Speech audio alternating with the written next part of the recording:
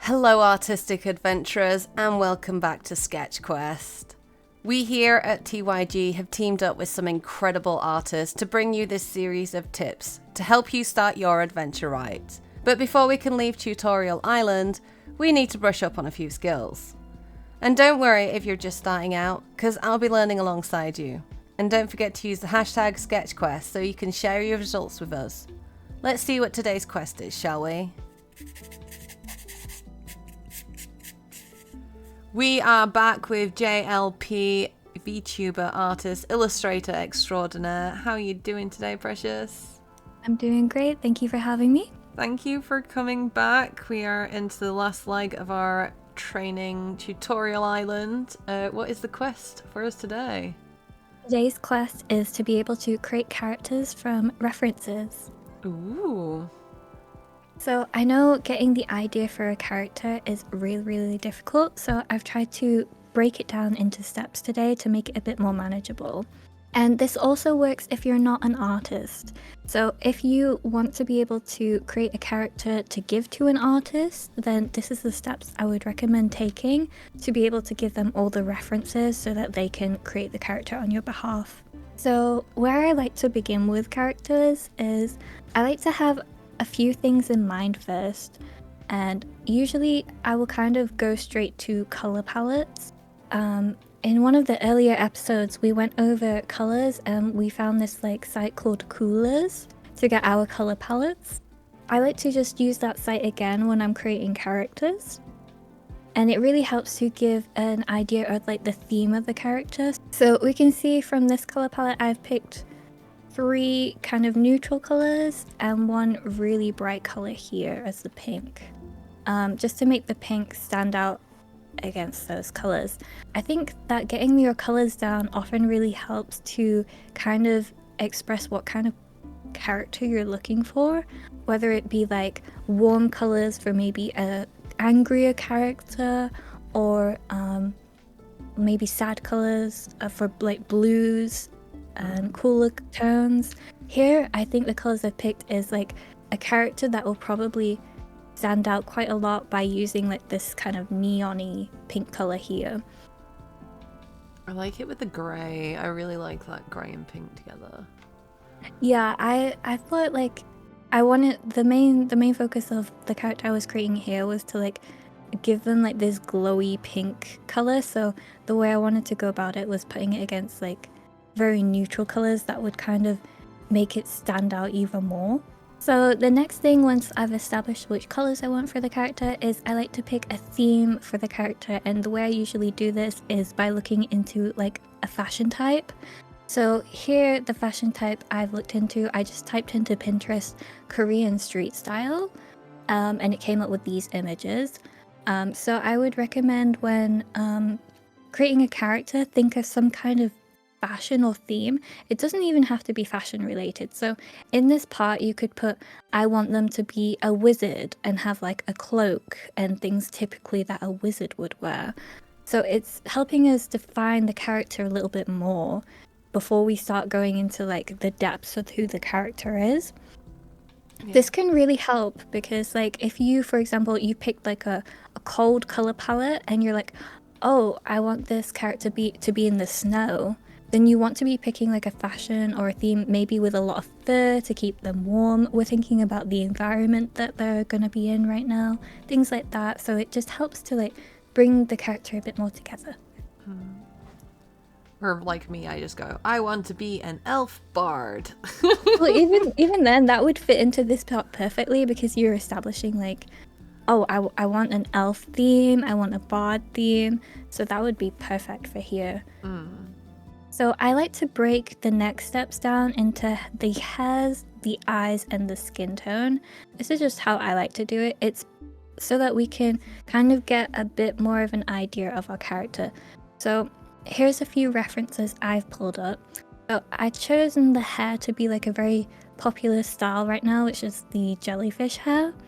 I knew for the eyes, I wanted kind of a cat eye with the pink still there. And for the skin tone, I wanted it to just be very pale so that the rest of the colors would really pop out on the character. But for this, you can go in a lot more detail, so you can come up with different hair styles and different colors.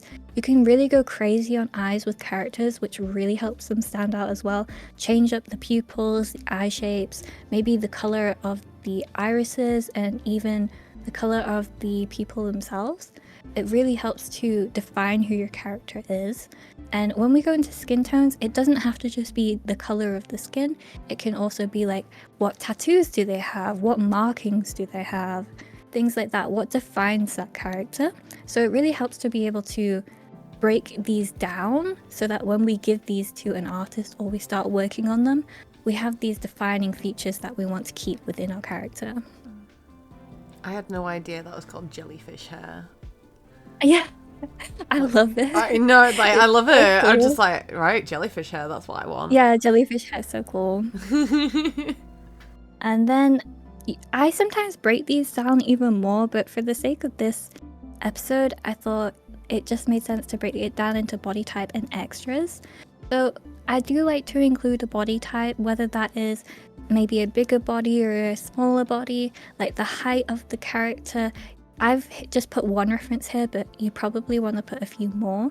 Say like how tall you want the character to be or to how short, and what kind of body type you want them to have. This will really help your artist to be able to know what you're looking for. And even within body type, you can create so many different diverse characters that really help your character to be able to stand out.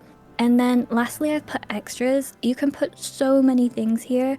I've just put like the environment that I want my character to be in. I decided like Neo Tokyo seemed right. I wanted to put the headphones that I knew I wanted them to wear, and I know I wanted to make their companion a little pink kind of ghosty cat. So I put that there, but you can put tons of things here. Sometimes I put like what nails I want them to have, what color nails, or different kind of earrings I want them to have, or you can even put your motifs here. So you can be like, I want their motif to be a heart, so I want hearts in their design, things like that. And this is an amazing starting point. So when you're creating your character, you can see all these things together and go, I want this, this, this, and this, and you can create something really original from so many different sources. So we can see here, this was my concept for the character with all of the references and stuff I've just given. I wanted to keep the jellyfish hair here. I wanted to include the headphones, and then I put the color palette and like the kind of street style aesthetic, and I put them all together, and we can see that just bringing up our references, we can see how all of those have been able to create this character here. But you can use all those references and create a completely different character. It depends on how you use them, what you want to take from them, what colors you want to add where, things like that. And we can see even within those references, I've been able to create different variations and concepts of this character because I'm still in the process of making her. So for our little activity, I've put the references here in the corner.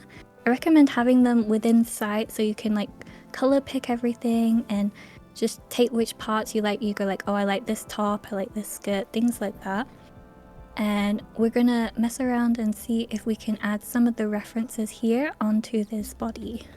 Let's do this. Yeah.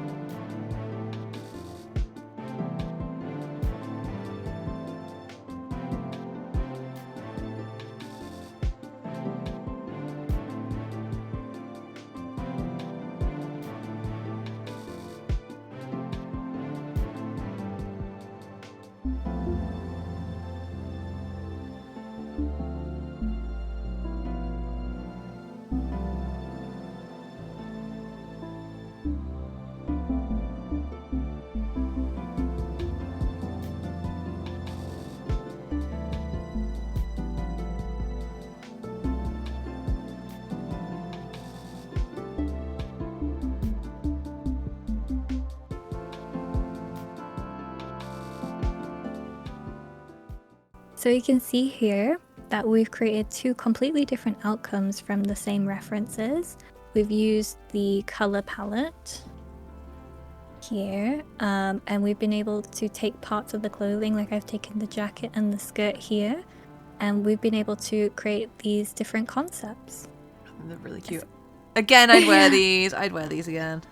Yeah, Mashi's is so cute. I love how she's used the pink in the sleeves. It looks amazing. I like the little jacket on yours. Like, I've always wanted a little jacket.